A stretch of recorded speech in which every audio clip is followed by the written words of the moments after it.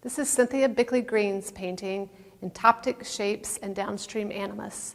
And Cynthia is a longtime professor at East Carolina. She lives in Greenville, North Carolina.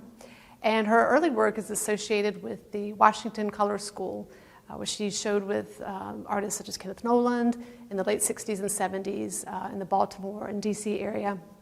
And I've been a longtime fan of Cynthia's work. I followed her for about the last 10 years or so, and was really excited to get to talk to her in her studio about her work.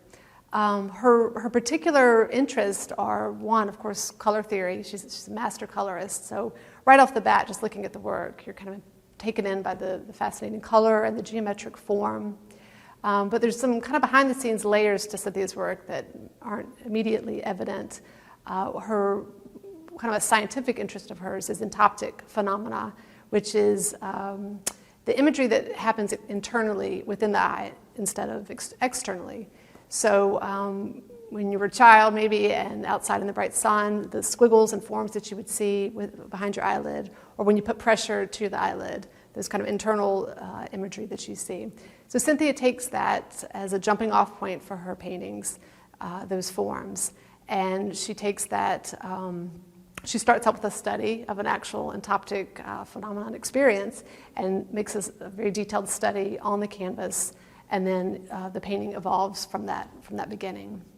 And another interesting layer to Cynthia's work is, as we were talking, she said, you know, being an artist, being in the studio sometimes feels like such kind of a luxurious gift to have this calm, quiet time to yourself to kind of focus on work and be contemplative.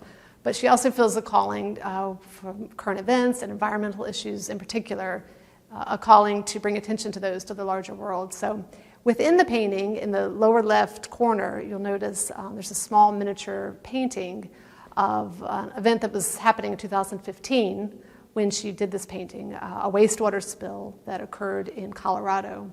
So kind of paying homage to that, bringing attention to it, she incorporates these kind of little secret paintings within the larger painting.